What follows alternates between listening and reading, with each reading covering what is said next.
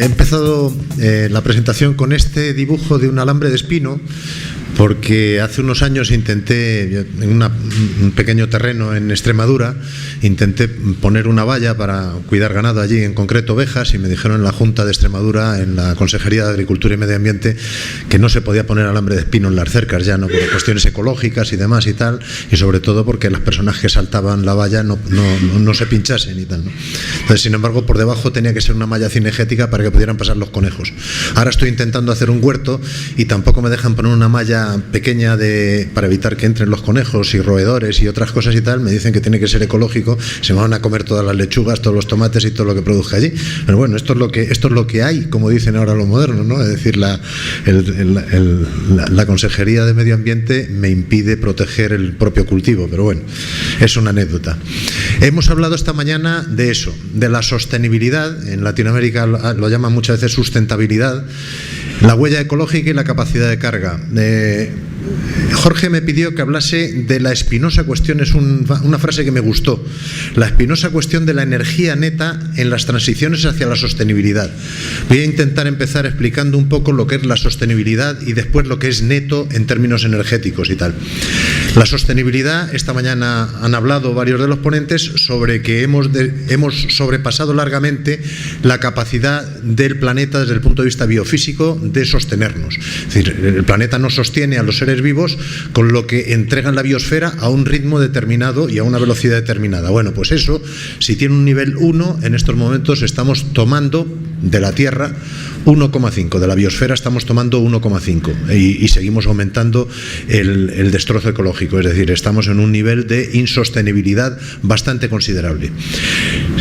Suelo hacer un gráfico en el que hablo del consumo de energía, y este le suelo hacer todos los años, lo actualizo con los datos estadísticos de la British Petroleum, que es una multinacional que publica todos los datos de los consumos de energía por año y por tipo y por región. Entonces, abajo están los grises, son el petróleo, los naranjas serían el gas natural, el negro sería el carbón, el rojo sería la energía nuclear, el azul sería la energía hidroeléctrica, lo otro serían otras energías y arriba estaría la biomasa. Entonces, energías renovables y la biomasa. Bueno, abajo en el eje de abscisas estaría la población del planeta. Y de esa forma, cada rectángulo lo que está expresando exactamente por la superficie que ocupa es el tipo de energía primaria que consume cada región o país del planeta. Aquí tenemos algunas cosas que merece la pena que se analicen con detalle. No sé si se ve con suficiente detalle desde atrás, pero voy a tratar de explicarlas, y aquí no sé si se ve por aquí estaría Canadá y Estados Unidos, que siendo unos 350 millones de habitantes. Los datos de la izquierda, los he ofrecido en vatios equivalentes de potencia, vatios de potencia equivalente por persona. Eso quiere decir que, bueno, el nivel del consumo energético del metabolismo humano, que son unos 100 vatios en potencia equivalente promedio por persona, que estaría por ahí abajo, pues en estos momentos hay países que están consumiendo, con todo el tipo de energía que transforman, del orden de 10 u 11.000 vatios por persona. Es decir, unas 110 veces más que el metabolismo humano necesita para permitirnos seguir vivos como monos desnudos que somos, ¿no? Y bueno, pues aquí se ve claramente que hay el promedio mundial de consumo estaría en 2.645 vatios. Estos son datos del 2011 de la British Petroleum del 2012, que traía datos del 2011. No los he actualizado todavía, acaban de salir los del 2013 con datos del 2012. Estoy actualizándolo porque hay algunos cambios a lo largo de los pocos últimos años que sí merece la pena constatar, ¿no? Bueno, el promedio mundial serían 2.645 vatios, pero el nivel máximo de habitabilidad o de sostenibilidad del planeta, si tuviéramos que colocarlo por el cuadro anterior, estaría en el orden de los 1.700 vatios por persona, si es que los 7.000 millones de habitantes que poblamos el planeta tenemos todo derecho a la vida. Por tanto, nos hemos pasado ya, incluso a nivel promedio, un 50%. Pero veamos quién es el que se ha pasado más y quién es el que todavía está por pasarse, ¿no?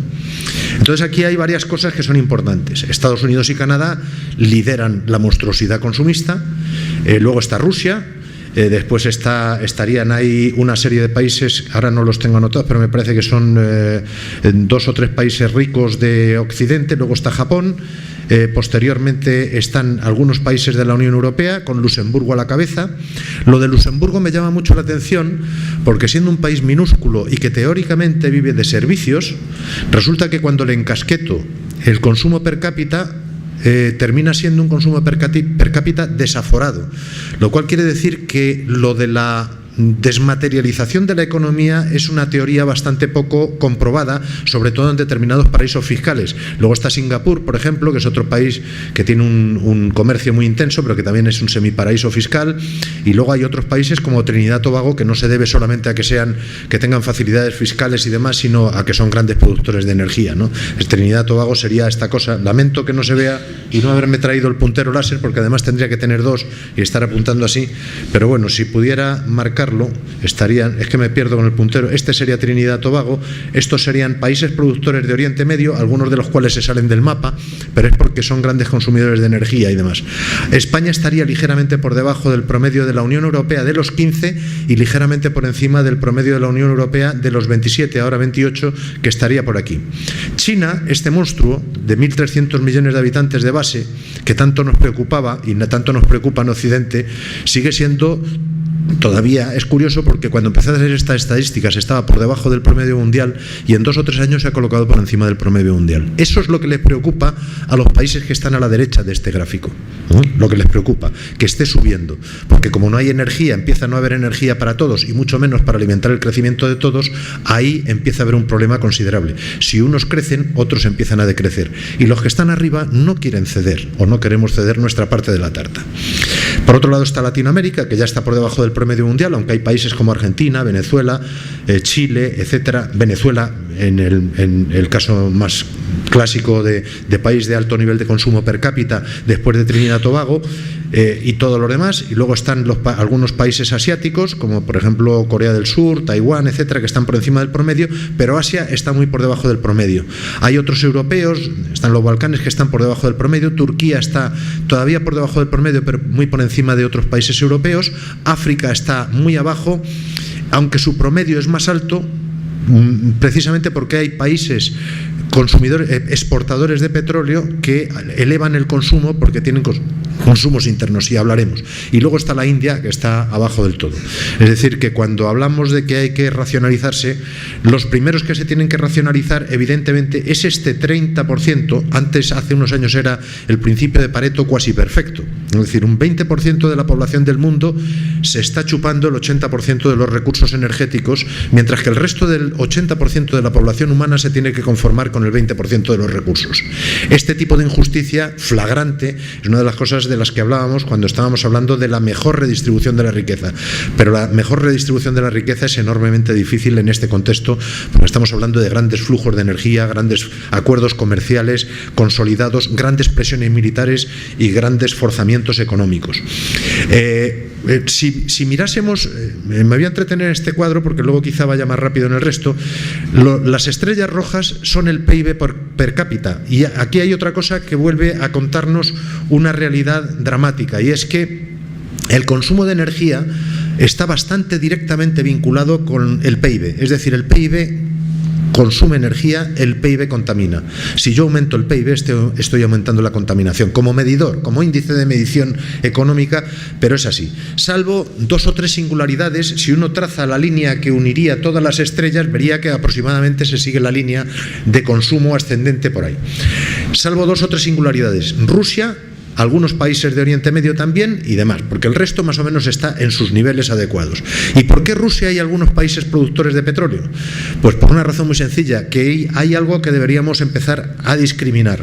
Esos países tienen un gran consumo energético que se les atribuye internamente, entre otros Venezuela, pero realmente está dedicado al mantenimiento, explotación y exportación de toda esa energía, y sin embargo se les contabiliza a ellos en per cápita, o se les contabiliza a ellos como consumo nacional. Eso es de flagrante injusticia, y además esconde cuál es el consumo el autoconsumo que la producción de energía necesita, y eso es algo que deberíamos empezar a investigar con carácter mucho más rápido y urgente, porque es muy importante para todos. Pero en definitiva, si alguien quiere echar un cálculo, es muy sencillo, es decir, estamos hablando de cifras a grosso modo, todo y de cifras más o menos abultadas, pero si quisiéramos entrar en un nivel de sostenibilidad, Estados Unidos y Canadá deberían reducir su consumo al 10 o al 20% actual del nivel actual de consumo. Europa debería reducir su consumo entre un 50 y un 70%. Eso es lo que debería reducir la Europa de los 15, la Europa rica. Y China ya debería empezar a reducir algo su consumo, pero al resto no le podríamos decir nada en cuanto a que tienen que reducir sus consumos para reducir la contaminación de toda la naturaleza, pero sobre todo de emisiones y demás, mientras los de la derecha estemos haciendo lo que estamos haciendo. Es decir, aquí hay un aspecto muy cínico en los países desarrollados cuando se trata de hablar de contaminación. Aquí esto equivale, esta cantidad de energía equivale a 12.000 millones de toneladas de petróleo, 13.000 millones de toneladas de petróleo per cápita equivalente. No per cápita, totales, que serían aproximadamente, en términos de energía, otro modo de medir la energía, unos 509 exajulios. Antes había dicho Vladimir 485, pero ha admitido que no estaba actualizado. El último dato que yo tengo de Naciones Unidas eran 509 exajulios, o puesto en forma eléctrica equivalente, serían aproximadamente 15 teravatios, es decir, 15.000 centrales nucleares tradicionales de 1 gigavatio, serían 15.000 centrales nucleares funcionando en todo el planeta para suministrar toda esta energía. En estos momentos tenemos unas 440, 450 centrales nucleares. Y esta es la brutalidad de nuestro consumo energético actual. También ha salido este gráfico a colación con Cuba ahí en esa esquinita que dice que cumple los criterios mínimos de sostenibilidad, mientras que por arriba, hacia la derecha, están los Estados Unidos a la derecha del todo, obviamente, llevándose varios planetas por encima. Pues si el índice de huella ecológica está aproximadamente en 2 o por debajo de 2 sería lo sostenible, pues Estados Unidos están cerca de 10, es decir, están consumiendo del orden de 5 planetas. Si todos los ciudadanos del mundo consumieran como los norteamericanos, nos llevaríamos 5 planetas por delante. Si consumiéramos como el promedio europeo, que está, a ver si sale la aguja, no sale la aguja, lo he perdido, sí, por aquí están los europeos, nos estaríamos llevando 2 planetas y medio, entre 2 y 2 planetas y medio. Y luego aquí están los pobres del mundo, que encima de pobres están apaleados, y a los que les estamos diciendo, sean ustedes como nosotros y consuman más, en vez de decirle, no sean ustedes como nosotros, traten de subir por aquí, pero no traten de ir hacia allá, porque ir hacia allá es matarnos todos, pero nosotros, mientras tanto, vamos a dar ejemplo yendo hacia allá. Eso sería lo que deberíamos decirles, y no venir a hacer acuerdos comerciales con ellos y decir que les vamos a ayudar a desarrollarse, mientras lo que estamos haciendo es rompiéndoles la columna vertebral a base de esquilmarles los recursos, desde Occidente bueno, estoy entrando en geopolítica energética, y en realidad yo debería hablar de energía neta, pero bueno, a veces me disparo. Bueno, el asunto es si vamos a tener tiempo, ¿de cuánto tiempo disponemos para hacer cambios? Este es el gráfico que da ASPO sobre la curva de producción histórica y previsible de petróleo y gas. Abajo en marrón está el petróleo regular convencional, en negro el extrapesado, azul aguas profundas, en blanco el petróleo que se extrae más allá del círculo polar ártico, líquidos del gas natural, que ya es una cantidad que son 6, 7, 8 millones de barriles diarios, sería el verde, el gas convencional sería el amarillo, y el gas no convencional, lo que ahora llaman el shale gas, es lo que está por arriba en algo oscuro por ahí, no sé, es un gris oscuro por ahí. En cualquier caso, el cenit del petróleo convencional ya lo hemos pasado, y teóricamente hacia el 2050 estaríamos consumiendo la mitad de petróleo y aproximadamente la mitad de gas también de lo que estamos consumiendo ahora, por razones puramente geológicas. Eso si no hay alguna alteración de mayor calibre, como puede ser una guerra mundial, como puede ser guerras por los recursos menguantes, porque en el momento que hay recursos menguantes hay un incremento de la tensión y de la geoestrategia y luchas por los recursos menguantes y demás. Entonces uno dice, bueno, pues tenemos entre 10 o 20 años para cambiar, pero encima, ¿cómo vamos a tener que hacer esa transición hacia la sostenibilidad? La vamos a tener que hacer en un entorno de menor disposición de energía a partir de ahora. Bob Hirsch, que pertenece a ASPO de Estados Unidos y ha sido consultor del gobierno de Bush, y hay que saber mucho en materia de energía, pero ahora se ha dedicado a alargar, y hizo un informe que no ha sido nunca publicado por el gobierno Bush, pero sí lo ha publicado él por su cuenta y está publicado en ASPO, se llama el informe Hirsch, en el cual advertía al gobierno norteamericano hace ya 6 años o 8 años aproximadamente, le decía que para hacer una transición que no tuviese una gran inestabilidad a nivel mundial, pero sobre todo pensando en Estados Unidos, habría que hacerla con unos 20 años de anticipación a la llegada al cenit de la producción de los principales combustibles. Si se hacía 10 años antes de la llegada al cenit, habría algunas turbulencias. Y si solo se hacía cuando ya éramos conscientes de llegar al cenit, tendríamos muchísimas turbulencias y problemas gravísimos. Matthew Simmons, que falleció hace 3 años, también se ha hablado de la conspiranoia, de que murió ahogado en la bañera y demás y tal, un hombre inteligentísimo, presidente de Simmons & Company International y miembro de ASPO de Estados Unidos, dijo que el cenit del petróleo, esto lo decía ya en 2003-2004, solo lo veríamos por el espejo retrovisor. Así ha sido, solo lo hemos visto por el espejo retrovisor. Solo nos damos cuenta y nos daremos cuenta cuando ya hayan pasado varios años sucesivos en los que la producción mundial de petróleo es a cada año que pasa menor que el año anterior. Pero no nos damos cuenta ni antes, que se podía haber previsto, y de hecho lo previeron algunos, ni queremos verlo. No queremos ver que va a haber descenso en algo tan esencial como el petróleo o el gas natural o incluso el carbón o el uranio, que forman parte y están conformando nuestro estilo de vida y nuestro modo de vida. Y eso no queremos verlo. Entonces ahora estamos ante el problema de que vamos a tener turbulencias extremas a la hora de acercarnos hacia la sostenibilidad, la transición hacia la sostenibilidad. Esa sería la curva del carbón según el World Energy Group, o World Energy Watch, Energy Watch Group. Ahí habla de un cenit del petróleo, pero es volumétrico, es volumen en toneladas de petróleo, en toneladas de carbón, perdón. Habla de un cenit aproximadamente hacia el 2030. Antonio Turiel, del que ha hablado Jorge esta mañana, y algunas otras personas creen que el cenit energético, es decir, la cantidad de energía máxima que se va a poder extraer del carbón, va a llegar mucho antes, del orden del 2015, 2020, como muy tarde, por ahí. O sea, son cifras aproximadas, pero en cualquier caso muy graves, porque incluso siendo el carbón mucho más contaminante, de peor calidad y todo eso, aquellos que estén pensando que vamos a poder sustituir el petróleo con carbón están equivocándose, pero además es que tampoco va a dar de sí para hacer la sustitución, porque no tenemos mucho tiempo. Y este es el uranio. El uranio tiene también otro cenit aproximadamente hacia el 2015-2020, con un gap que hay ahí, un agujero, porque ahora mismo se está produciendo menos petróleo, menos uranio que el que se consume en las 400 centrales nucleares, y ese es el consumo para 440 centrales nucleares. Si hubiera que hacer 15.000, evidentemente no daría ni tiempo a hacer centrales nucleares antes de que se nos hubieran agotado las reservas probadas de uranio, y es más, incluso hasta las reservas probables, o que llaman aquí inferred reserves, las reservas inferidas, es decir, lo que se supone que podría salir del uranio si sacamos el uranio de minas en las cuales hay que extraer muchísimas toneladas de mineral para sacar 1 kilo o 1 gramo de uranio.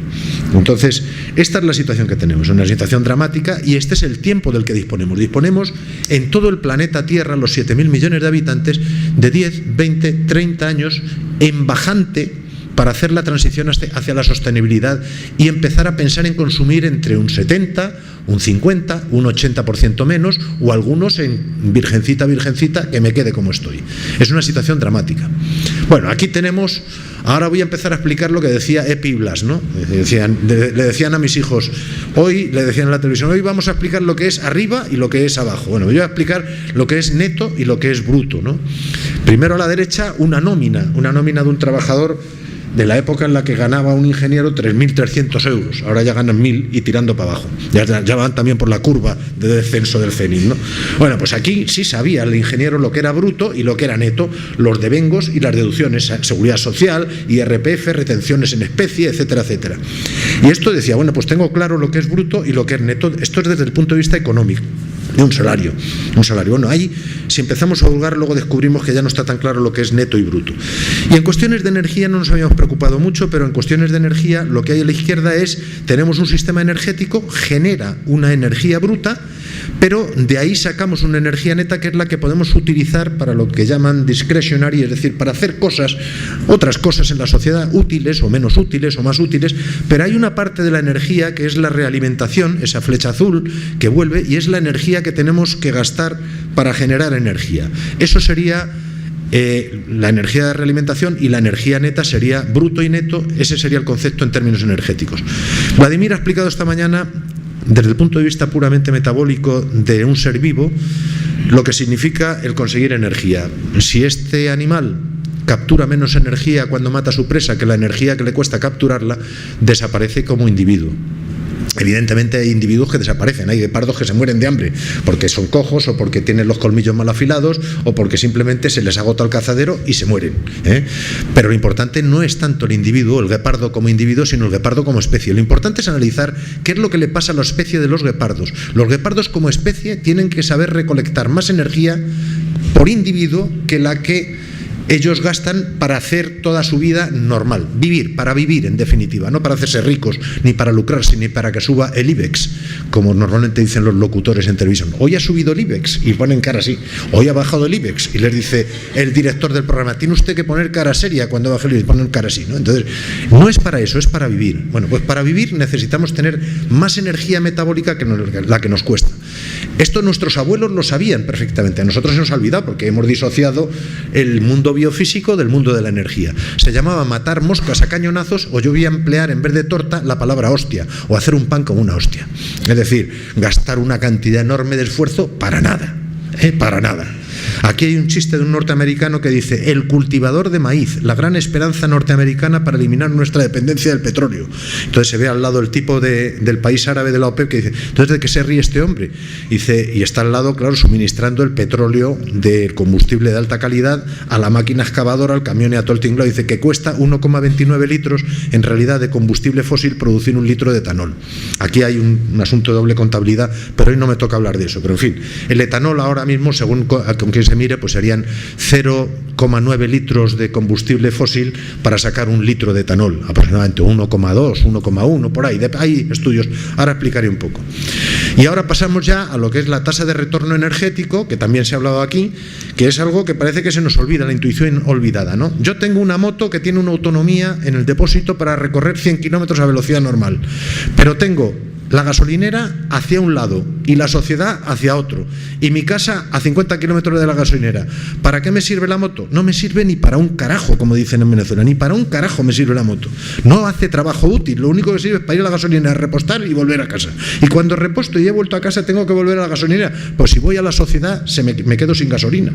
Es decir, el trabajo útil que se puede desempeñar en esta situación es muy pequeño. Eso es el concepto, otro concepto básico. Bueno, energía neta, pues es eso. El depredador, por ejemplo, desde el punto de vista metabólico, es intuitivo. Es decir, si yo tengo que criar a mi prole, este leopardo tan bonito que tiene sus 5 crías ahí debajo, si yo tengo como pareja, que soy leopardo macho y hembra, tengo que cuidar una prole de 5, tengo que tener capacidad de capturar energía no para mí y para mi pareja, o entre los dos para los dos, sino además para la prole que viene. Tengo que asegurar la subsistencia de la especie alimentando a la prole al menos durante un cierto tiempo. Entonces tengo que tener una TRE, una tasa de retorno energético superior a 2. Solo como mono desnudo, como animal metabólico, como mono desnudo, yo ya solamente tendría que tener una tasa de retorno energético superior a 2. Esa es la tasa de retorno energético, la energía entregada a la sociedad partido por la energía, desde el punto de vista social, ¿no? Partido por la energía gastada en poner esa energía a disposición de la sociedad, ¿no? En inglés, Energy Return on Energy Invested, que veréis por ahí en la terminología, se llama ROI o ROI. Esto va a tener, a medida que vamos por la curva descendiente de la producción de energía, y vamos teniendo cada vez más energía bruta y cada vez menos energía neta, estos estudios de TRE van a ser cada vez más determinantes. Va a ser muy importante hacer estudios serios, independientes y no polarizados por la industria, ni de un lado ni de otro, ni de las renovables, ni de la energía fósil, ni de las multinacionales, ni de los economistas de los gobiernos. Hay que hacer estudios muy importantes de la tasa de retorno energética para saber si estamos haciendo un pan como unas hostias o si estamos matando moscas a cañonazos, porque no vamos a tener mucha energía para repetir el intento si nos equivocamos. Nos vamos a gastar la poca energía decreciente que tenemos en intentos fallidos. Por eso esta es una herramienta clave de analizar la viabilidad física de determinadas fuentes de energía. Muchos trabajos, yo no voy a entrar en esto es una lista que hizo Charles Hall sobre gente que ha estado trabajando. Bueno, yo aquí he querido citar también algunos maestros españoles como Joan Martínez Alier o José Manuel Naredo, que está por aquí presente. Para mí es toda una referencia, pero no para mí, es una referencia mundial. No sé si saben ustedes a quién tiene aquí, tiene una referencia mundial con José Manuel Naredo. Óscar Carpintero, al que tengo un enorme respeto, etcétera.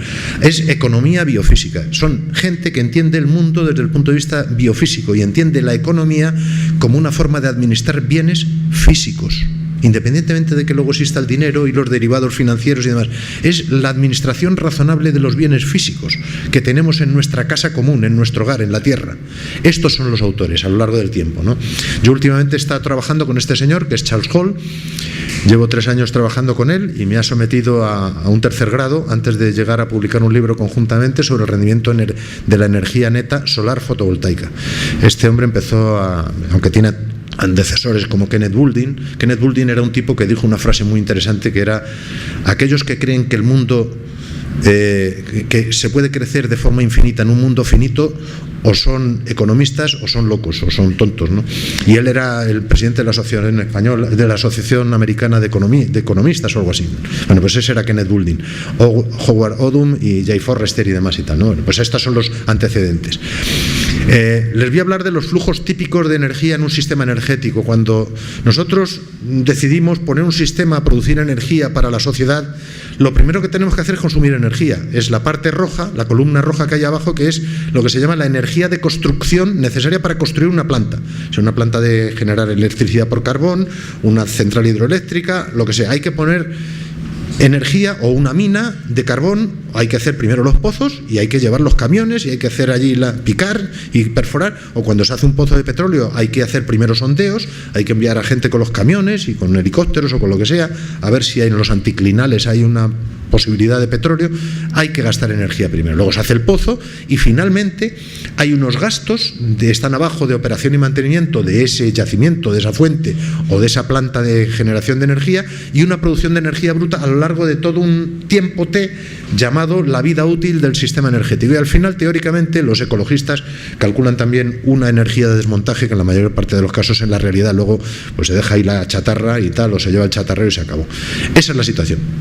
Hay un aspecto muy importante para los que dicen: bueno, yo tengo una energía neta positiva de 3:1, de 5:1, luego me sirve. Bueno, hay que calcular la escala. No sé si esto lo deja muy claro o se ve muy claro en el dibujo, pero lo importante cuando vamos a escalar una nueva fuente de energía respecto de otra existente, por ejemplo, si quisiéramos sustituir el petróleo por alguna moderna renovable, es muy importante tener en cuenta ese salto que aparece ahí en la elipse de la energía creciente que necesitamos y vamos a necesitar cuando hacemos, por ejemplo, una duplicación de los sistemas energéticos en los próximos siguientes años: 1, 2, 4, 8, 16, hago una planta, 2 plantas, 16 plantas solares, 32, 64 plantas solares, etcétera, para ir sustituyendo el carbón, porque yo empiezo a gastar más energía de la que genero, y cuanto más duplique la producción de energía, más energía estoy gastando. Entonces, y esa energía está saliendo de la que tenemos ahora disponible, que es energía básicamente fósil. Luego hay que preguntarse si toda esa escalación es viable también. Eso es importante, es otro concepto. Por ejemplo, Marcel Koderk ya hace tiempo hizo un estudio con System Dynamics de un plan para construir 20 centrales nucleares en 20 años, que sería absolutamente insuficiente para hacer una sustitución del petróleo, ¿no? Entonces calculó que solo comenzarían a rendir energía neta a partir del año 24 del comienzo del programa. Pero si quisiéramos hacer 20 programas para construir 20 centrales nucleares, que serían 400, que sería solo duplicar la generación de energía eléctrica de origen nuclear respecto del actual, solo comenzaríamos a generar energía neta en el año 32 desde el comienzo de ese plan, suponiendo que tuviéramos uranio suficiente, que todo fuera bien, etcétera, etcétera. Solo a partir del año 32 de ese plan. Es decir, tenemos tiempo para hacer un plan de 400 centrales nucleares, y si le hiciéramos de 4.000, ¿tendríamos tiempo y tendríamos energía? ¿Cuánto tiempo tardaríamos? Metan el System Dynamics. No se crean lo que yo les digo. Hagan la prueba, hagan los trabajos y vean si hay energía suficiente y de dónde va a salir lo rojo, porque lo rojo es energía fósil adicional a la que estamos consumiendo ahora, que hay que consumir. Es energía que tiene que detraerse de nuestro sistema, de nuestros circuitos de consumo de energía habitual, y entrar en el circuito de producción de energía negativa mientras está en rojo. Esto es un análisis del balance energético neto para una TRE de 7 con una estrategia de implantación duplicada por años, para que se vea que a medida que duplicamos la estrategia de implantación, lo he hecho para una planta fotovoltaica, para una cantidad X de planta fotovoltaica, suponiéndole una tasa de retorno energético de 7, es decir, que una planta fotovoltaica a lo largo de su vida me entrega 7 veces más energía, suponiendo la vida útil 25 años. En esos 25 años me va a entregar 7 veces más energía que la que yo he gastado en ponerla en funcionamiento y en mantenerla. Suponiendo eso, si yo hago un plan para 1, para 2 4, 8, 16, 32 y 64, no recupero la energía hasta el año 10. De las 64 unidades fotovoltaicas que vaya incorporando hasta el año 10.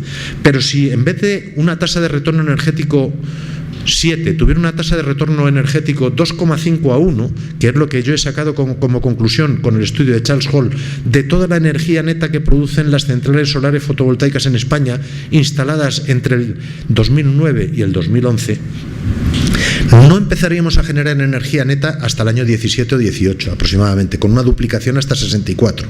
Entonces, ojo con esto, porque multiplicar hasta 64 parece que es mucho, pero en realidad multiplicar hasta 64 la producción de energía solar fotovoltaica actual sería conseguir el 100% de energía eléctrica en España de origen solar, sin contar con el coste energético del respaldo energético que sería suficiente, que sería necesario para los días de nubes o para las noches, para generar energía durante las noches, para tener energía disponible durante las noches. Sin contar con eso, no recuperaríamos hasta dentro de 17 años. Entonces luego estaríamos recuperando, pero en fin, y como ha mencionado Vladimir, también las centrales solares fotovoltaicas no son energías renovables, son sistemas no renovables capaces de generar energía renovable o de capturar parte de la energía renovable que se encuentra en el ambiente. Bruto y neto.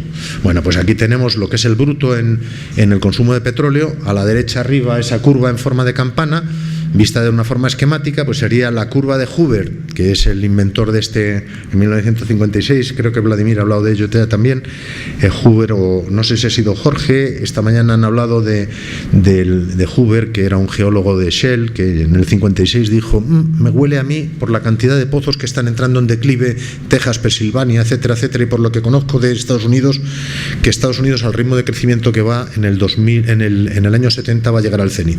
Se partían de la risa con lo que dijo, claro, en la época de James Dean y de petróleo gigante y todo eso y tal, es petróleo abundante por todos lados, los grandes Cadillacs y todas esas cosas, y se partían de la risa. Bueno, pues en el año 70 Estados Unidos entró en el cenit y el mundo en el 2006 entró en el cenit de producción de petróleo convencional, pero el petróleo, la energía neta de ese petróleo es la que está en azul claro y no en azul oscuro. Es decir, la curva de caída de la energía neta disponible en la sociedad va a ser mucho más dramática.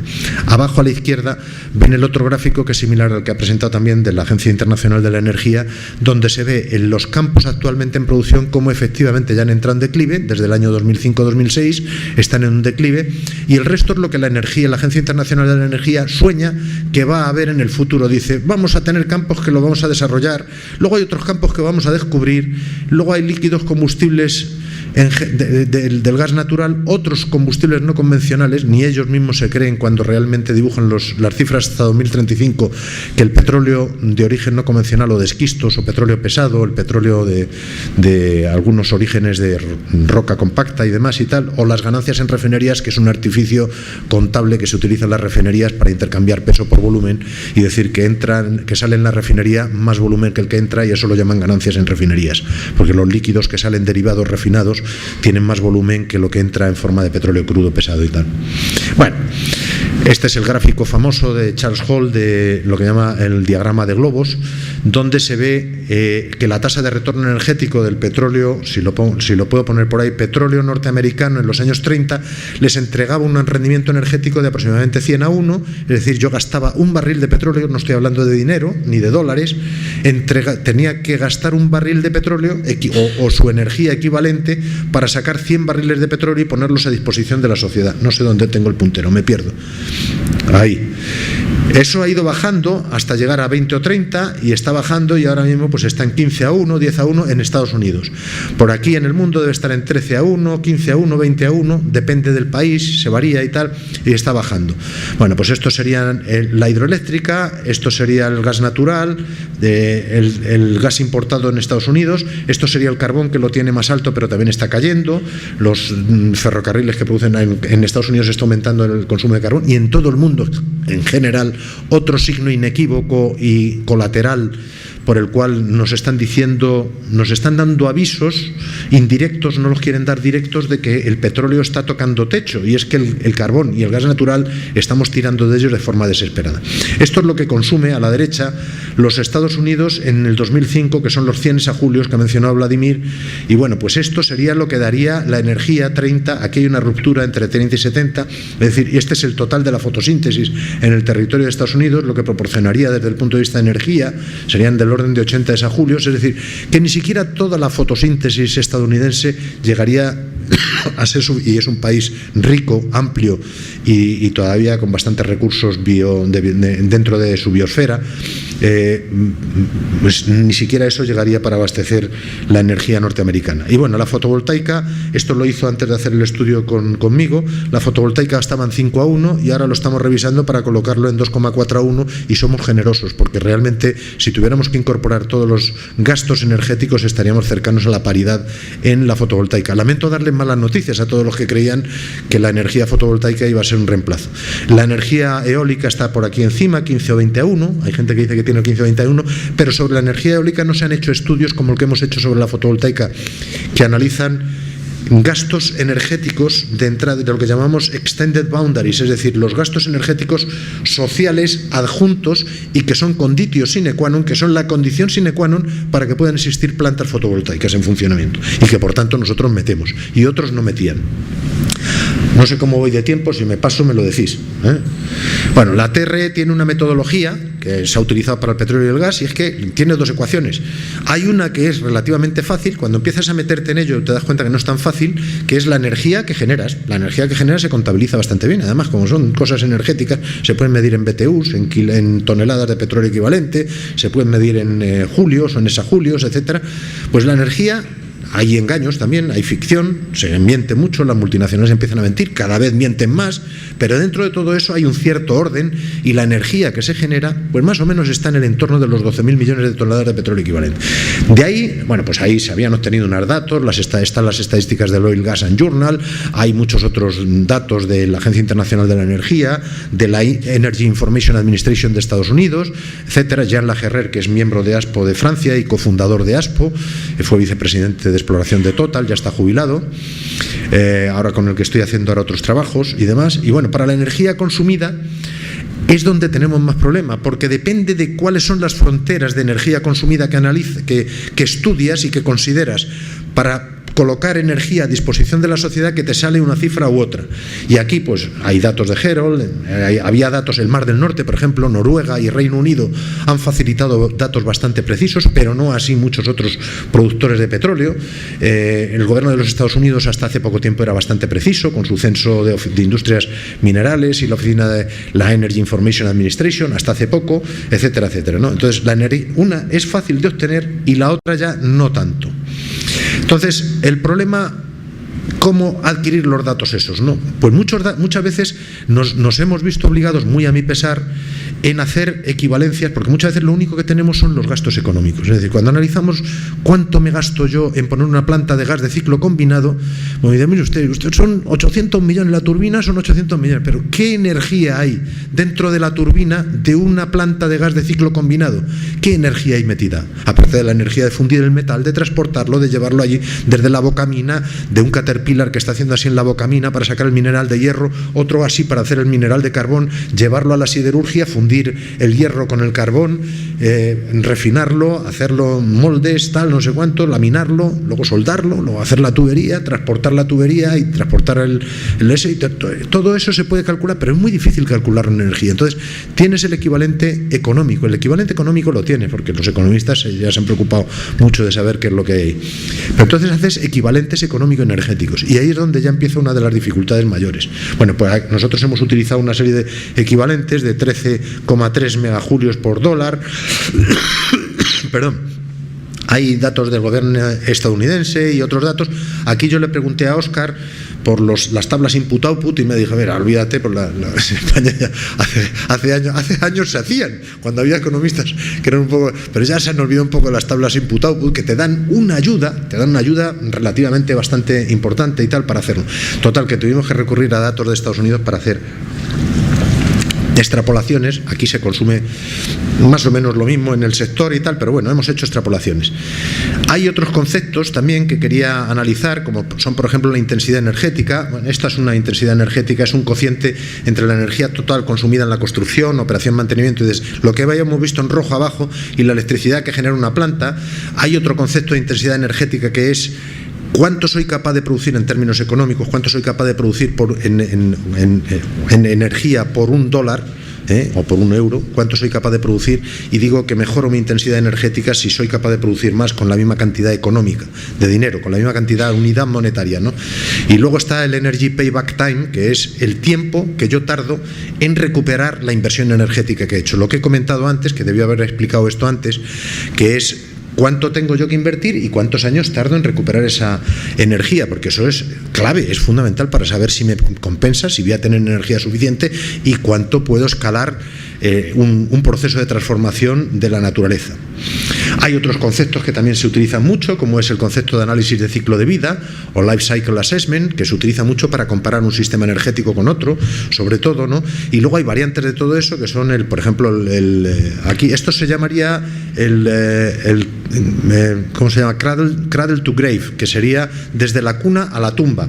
Cuando uno hace el reciclamiento completo, se encarga de meter los costes energéticos y de todo tipo, costes medioambientales, costes energéticos y medioambientales, y dar la vuelta al final y volver a la naturaleza. En realidad esto es una ficción, porque por la ley de la entropía no puedes cerrar nunca el ciclo completo, pero bueno, por eso hay mucha gente que se conforma con el cradle to gate, que es desde la cuna hasta que entrego la energía en un determinado punto, o otro más curioso, se utiliza más en la industria petrolera, que es well to wheels, que es desde el pozo petrolífero hasta la rueda del coche, cuánta energía pierdo, cómo hago el ciclo y en qué termino convirtiendo toda esa energía. Hay muchísimos estudios y cada vez hay más, y yo me congratulo de que cada vez se estudie esto con más detalle y con más interés, porque es muy importante para saber qué es lo que podemos hacer.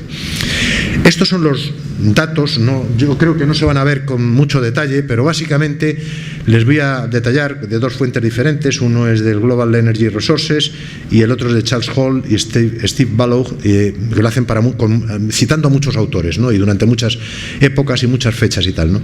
Pues para la producción de petróleo y gas, normalmente hayan tasas de retorno energético, tanto para estudios hechos globales para todo el mundo como para Estados Unidos o incluso para Canadá, pues hablan de entre 38, 15, 30. Verán que hay una variabilidad grande: 30-1, 18-1, 35-1, 8-1, depende en descubrimientos, 20-1 para la producción, 11-1 para petróleo y gas nacional, etcétera, etcétera, ¿no? Petróleo y gas importado en el año 2007, 12-1, en Canadá 65 en el año 70 y ahora 15-1, porque al explotar las arenas asfálticas está cayendo. Esto es mezclado con el petróleo convencional, más arenas asfálticas, 15-1. El petróleo de arenas asfálticas luego veremos que es muy, muy inferior, aunque todavía no hay datos muy consolidados. Bueno, pues estamos en ese orden de magnitud. El gas natural pues está en 18-30, el carbón hablan de 80-60, en algunos otros casos hablan de bastante menos. Hay muchas minas de carbón que ya están en tasas de recuperación muy bajas porque están muy agotadas, otras están empezando a tirar de carbón de menor calidad y de menor contenido energético por unidad de peso o de volumen, y por tanto también son mucho más bajas, están en el entorno de 20-18-1. La nuclear, hay estudios muy variados de entre 5 y 15-1. Los partidarios de la energía nuclear suelen sacar estudios polarizados que dicen que es 15-1. Los que son contrarios a la energía nuclear, algunos dicen que si tuviéramos que meter todos los costes de la energía nuclear, considerando el imposible desmantelamiento y de destrucción de los residuos nucleares, estaríamos por debajo del 1-1. Pero en fin, 5 a 15-1 es lo que se maneja. La hidroeléctrica, algunos dicen que es de más de 100-1, pero dependiendo de cómo se van depositando lo que llaman la decantación de limo en esto, que avanza a velocidades a medida que se deforesta más y demás, avanza más rápidamente, se llenan los pantanos y será menos cada vez, etcétera, etcétera. Y haciendo microcentrales hidroeléctricas pues serán menos también. La eólica entre 15 y 18-1, la solar aquí aparece de 6 a 12, la fotovoltaica y por ahí andan, ¿no? Esos serían los tramos. Pero claro, todo depende de qué es lo que se considere. Esto es un dibujo de Charles Hall también, y dice, bueno, yo tengo el pozo y tengo 100 megajulios de energía ahí, pero si descuento la energía que me cuesta extraerla directamente, me quedo con 90. Si además tengo que refinarlo en refinerías y sacar los productos refinados y demás y tal, me quedo con 63 megajulios de energía neta ahí, pero todavía tengo que transportarla a los sitios, me quedo con 58 megajulios, pero si tengo que meter el coste de la infraestructura para transporte, al final entrego 20,5 megajulios. Ese es el tipo de rendimiento decreciente que se va obteniendo a medida que uno va avanzando en la vida, ¿no? Y esta es la visión aproximada que hemos utilizado nosotros para el estudio. Esto lo pensarán que es muy complejo, pero se lo voy a explicar de forma muy sencillita. Cuando se han hecho estudios del rendimiento neto de la energía neta fotovoltaica que rinde a lo largo de un ciclo de vida, de los 25 o 30 años que se consideran de vida útil de un sistema fotovoltaico, se estaba hablando generalmente o del círculo que hay, de la elipse que hay en uno, es decir, ¿cuánta energía me cuesta esto? Que es la arena de la que saco el silicio, con la que hago los lingotes, con la que hago las obleas, con la que hago las células, con la que ensamblo las células en módulos y con la que hago la pequeña infraestructura de los módulos y metálica para colocar los módulos que les dé el sol y me generen energía eléctrica con 4 cables. ¿Esa energía cuánto es? Dice, eso es 1. ¿Y cuánto saco en 25 años sin interrupciones? Saco 7. Bueno, pues tengo una tasa de retorno de 7 a 1. Pero amigo, ¿qué pasa si yo meto además... Bueno, esto también con el 2, el vidrio templado, el cobre de los módulos, la soldadura, los aislantes de los materiales, etcétera, etcétera, ¿no? Pero ¿qué pasa si yo empiezo a meter las externalidades del sistema, tales como transformadores que son necesarios cuando hago plantas fotovoltaicas, la adaptación del terreno, tengo que remover a veces toneladas y toneladas de terreno para dejarlo plano y que no se den sombra los paneles unos a otros? ¿Qué pasa si meto seguidores? ¿Qué pasa con los inversores que necesito para pasar la corriente continua a corriente alterna e inyectarla en red? ¿Qué pasa con las canalizaciones? ¿Qué pasa con el gasto en maquinaria? ¿Qué pasa con la mano de obra que consume energía también? Y no consume energía como un mono desnudo, el ingeniero fotovoltaico, consume energía como un norteamericano. 11.000 vatios per cápita. No consume 100 vatios per cápita como un mono desnudo. El ingeniero fotovoltaico está más cerca de los 11.000 vatios de potencia promedio per cápita que de los 100 vatios. Entonces, transporte, operación y mantenimiento y tal, y ahí ya me baja mucho. Si hago la operación y mantenimiento, el lavado de módulos, que muchos no lo consideran, pero si además quisiera hacer un mundo 100% sostenible, como propone Greenpeace, y 100% fotovoltaico o 100% eólico, una mezclando, tendría que añadir cosas que doy por supuestas que tengo, como por ejemplo, doy por supuesto que tengo todas las carreteras asfaltadas ya. ¿Con qué hemos asfaltado las carreteras? Evidentemente con la energía que viene de la energía fósil. Entonces, cuando mis camiones circulan llevando módulos fotovoltaicos, no estoy considerando la energía que tengo ya metida ahí en una carretera. No estoy considerando la energía de una sociedad que me permite transportar los tornillos y apretar tornillos con un destornillador eléctrico. No estoy metiendo toda esa energía. No meto la energía del ministerio, incluyendo la del señor Nadal jodiendo la fotovoltaica, que cobra todos los meses y gasta mucha energía. Ese también está en el orden de los 20.000 vatios per cápita. Al ser secretario de Estado, debes dar por los 20.000 vatios per cápita. Y en las consejerías de industria de todas las comunidades autónomas, pues hay funcionarios exclusivamente dedicados a las energías renovables, que consumen energía, hay que meterlos. Y notarios que legalizan las sociedades que producen energía fotovoltaica, y presas que hay que... Lo alto de la curva del notario, además.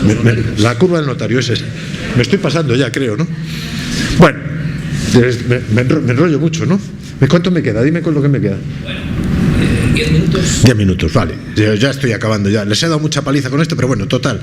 Que cuando empiezo a meter todo eso, digo, oye, si yo no tengo todo esto, si yo no tuviera un tío que me legaliza la planta, ¿cómo voy a tener una planta en una sociedad como esta? Si yo no pongo una valla perimetral y un sistema de alarmas de Proseguro, de quien demonios sea, al día siguiente me han chorizado los paneles. Es que me los han chorizado, y estamos hablando de España. No quiero hablaros de algún otro país donde ponen los paneles y al día siguiente han desaparecido, claro. O sea que en España también han robado muchos paneles, no muchos, algunos han robado paneles y tal, ¿no? Y encima aquí tenemos la Guardia Civil, que todavía son un poco serios. Bueno, tenemos eso. Bueno, vamos a hablar de otras cosas y tal, pero en definitiva quiero decir que cuando empiezas a meter todos los gastos sociales inherentes, pero que son conditio sine qua non para que esto produzca energía, sistemas de almacenamiento, que es importantísimo, de energía de la fotovoltaica, que es una energía intermitente.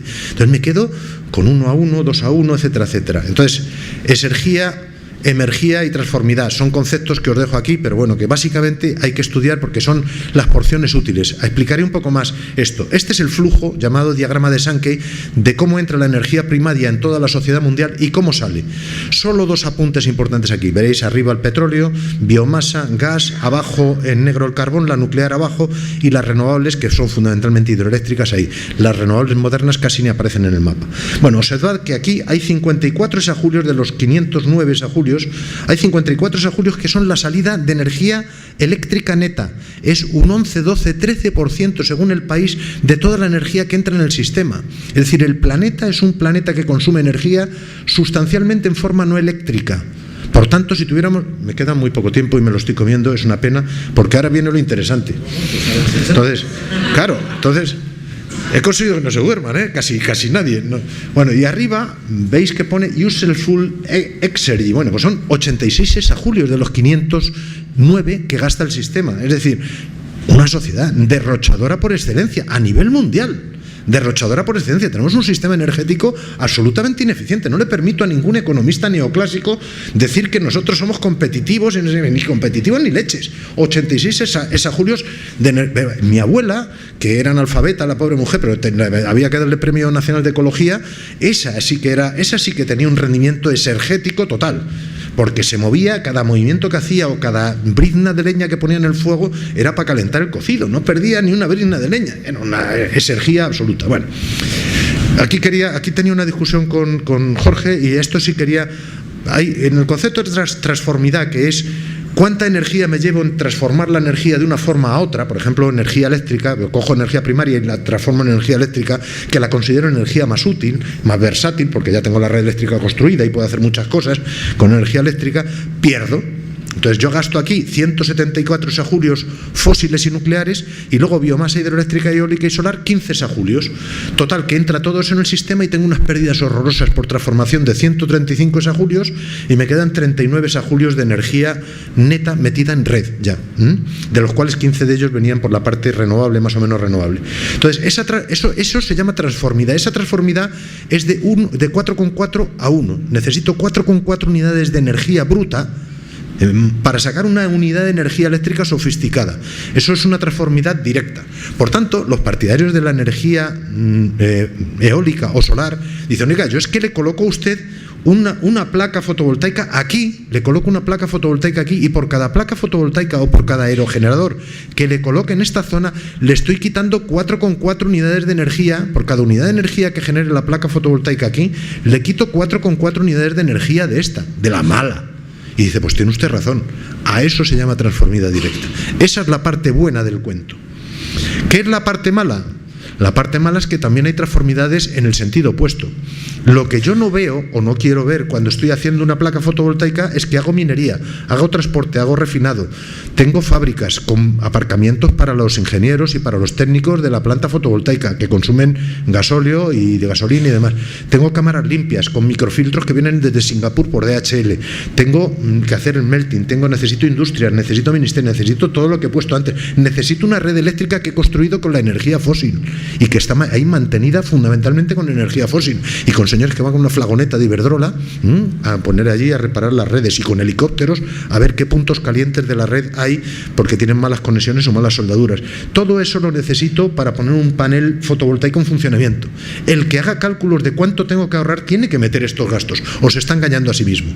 Pero además tiene que meter también la transformación inversa.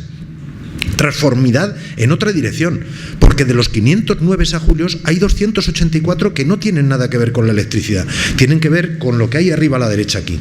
La energía para la minería, para la agricultura, para transporte, obras públicas, aviación, la flota marina, la flota mercante, los ejércitos, todo eso se mueve de forma no eléctrica. Y todo eso, si yo lo quiero mover con energía moderna, con energía renovable, estoy gastando mucho más de 4 de aquí a 1 de aquí.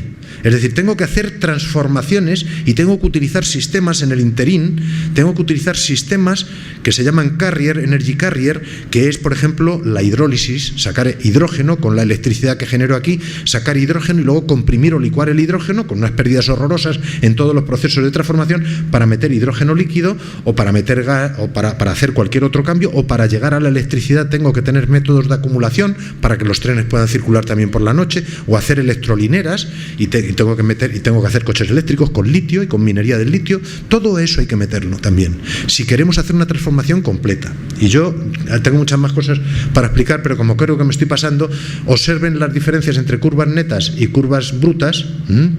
Estos son los niveles de corte. Y ahora ya una última, que es la pirámide social de las necesidades energéticas.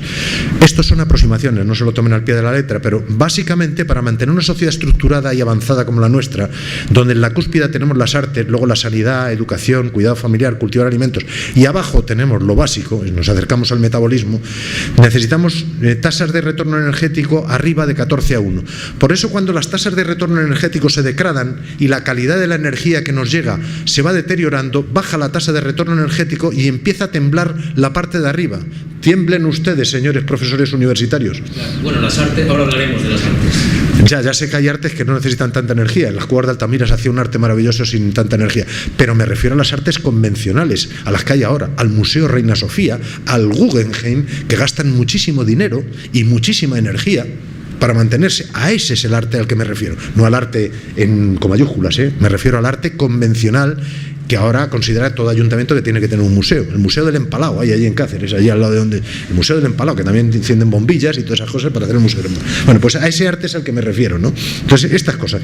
Esto visto en pirámide invertida, pues nos indica que el nivel de cazadores-recolectores, en un nivel de TRE, tasa de retorno energético 2:3, el nivel de agricultura y ganadería, que ha mencionado Jorge, estaríamos hablando de una TRE mínima de 4,5 para vivir, que es lo que Charles Hall llama frente o nivel umbral mínimo para que exista civilización. Por debajo de esa tasa de retorno energético volvemos a ser monos desnudos y no podemos pensar en tener civilización. Civilización es cuando empiezan a escribir, pero para escribir hay que tener un escriba liberado, que no genera energía y la consume.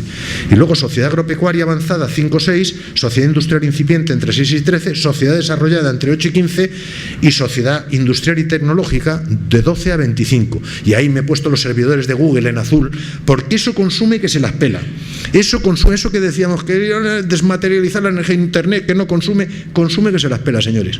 Y estos son los principios biofísicos. Ahí está Buffalo Bill, que dice, escasez de búfalos, solo tiene en cuenta la economía. Dice, dame dinero suficiente para armas y exploradores y te conseguiré todos los búfalos que quieras. Así tiene la cara el indio, pobre hombre, como si con dinero se pudieran conseguir más búfalos. Y yo creo que ya no les voy a contar nada más. Este es el precipicio por el que vamos avanzando.